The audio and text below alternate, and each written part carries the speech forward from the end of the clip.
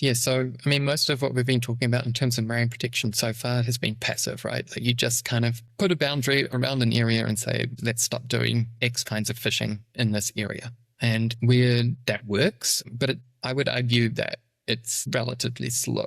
Like for us to see that change from Kinner Barrens, we didn't have heaps of Kinner Barrens, but there were barrens at Goat Island in the 1970s. For that to come back, we didn't see that until the 90s. It took decades. And I don't know, I'm a impatient, uptight white guy, I guess. And I want to see change faster than that. I want to see more happen in my lifetime.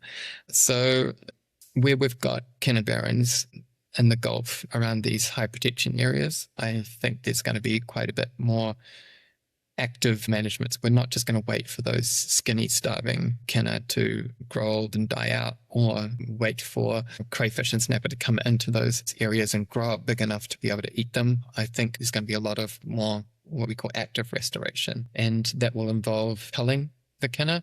And in order to cull kinner, you have to make sure that there's less than one per square meter, and they can hide and they can be tiny in little crevices and stuff. And it's a huge amount of work. It's going to cost millions of dollars. So this is damage that's been done to the ecosystem, not just by recreational fishing, but by commercial fishing as well.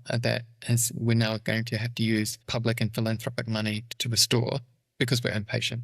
We want those kelp forests, that productivity to come back into the system as soon as possible. We know that the kelp forest regenerates really, really fast. That's probably going to happen at quite a large scale in the Gulf. The government's put aside $2 million, and there's a lot of philanthropic money going to that space. So that's one way that we're pretty sure that works. The other one that's maybe a little bit more experimental, but has been going for longer, is mussel reef restoration. We used to have 600 square kilometers of kutai or mussel beds in the Hauraki Gulf. It's a huge area to try and kind of get your head around. Like if you imagine standing up on one of the manga in Auckland and looking around you, like it's everything that you can see, basically. It's a huge area.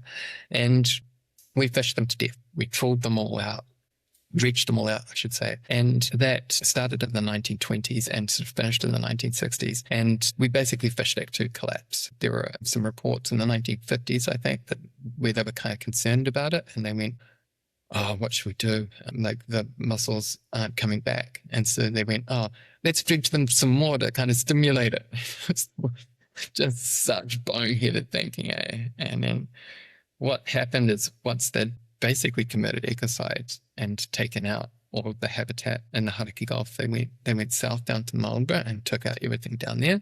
And then they came up to the west coast, mostly the Kaipara, but a bit of the Manukau as well, and dredged those to extinction as well. So really quite criminal behavior.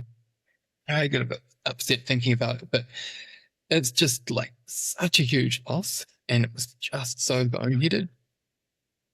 And what we're trying to do is we're trying to bring that back, because there are so many benefits. It's not just that's cool to have mussels and you could eat some of them or whatever, like they're food for fish, sure, but there's all the stuff that lives on and around a healthy mussel reef that's just incredible. There's so much more biodiversity. They're really exciting places, and all those mussels are filter feeding, and so what they do is sucking in seawater to get food, but then they are also sucking in sediment. And unlike other filter feeders in the ocean, where they don't want to share that sediment around, they actually gather it up, bind it up in little mucus balls, and stick it onto the seafloor as a pseudo-feces, where other invertebrates can break it down further. So there's this huge benefit where they're cleaning the ocean for us. And a single mussel can filter a bathtub of water a day, basically, which is pretty cool. And you can imagine those bigger mussels could do even more. And that means that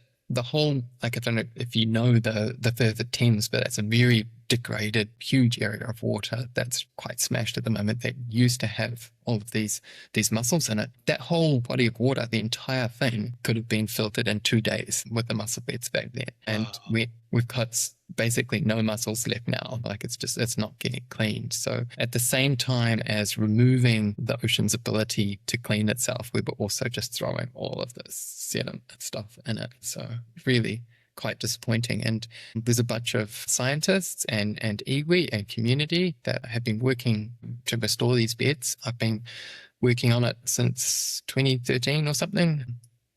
And we know the mussels can survive in cages for years down there.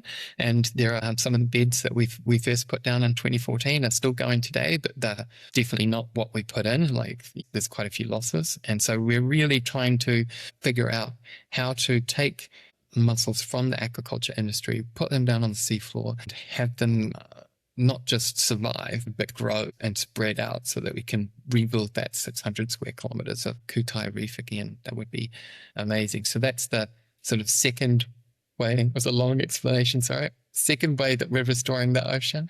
And then the last one, I think, is a little bit more controversial. So if you put a structure in the ocean, either at the surface or at the bottom, fish kind of aggregate around it.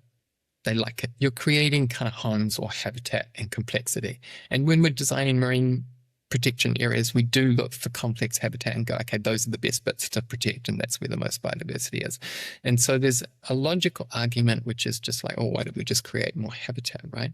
And that does work. And for example, around mussel farms, where we're doing all this aquaculture, we do see a lot more snapper and stuff. Those are prime fishing spots for a lot of people, and there's heaps of biodiversity around them.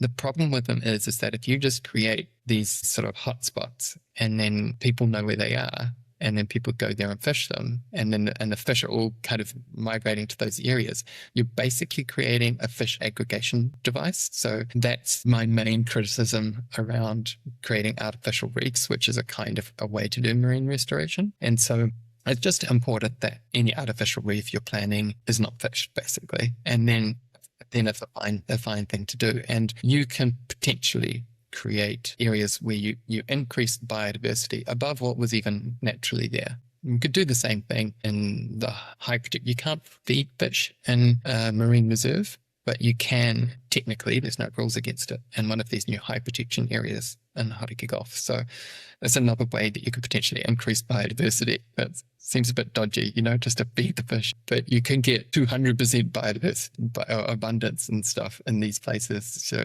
it's going to be interesting to see how that's managed in the future.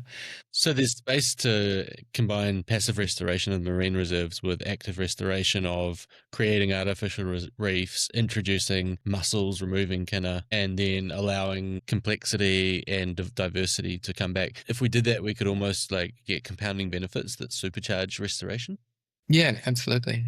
And there's a little bit of that kind of stuff happening. Māori did it for years, but before we actively manage fisheries, but you move things around in the ocean all the time. Ngāti Pā have just done a really interesting little project up Waiheke where they've reseeded paua. So they've taken paua from commercial industry and reseeded them into areas where they've got no paua at the moment. And they've got a rahui around the island at the moment, so no one can take those paua. They're protected, and hopefully they'll grow them and that'll work. So there's some quite innovative ways that we can try and fix marine environment and restore broken ecosystems, but we definitely need more techniques and more methods. I think we've got more techniques and methods for predator-free 2050 than we do, say, for shellfish restoration. So I think we need to be a lot more innovative, and we need more methods and tools. I do a little bit of play in that space, and I'd like to do more.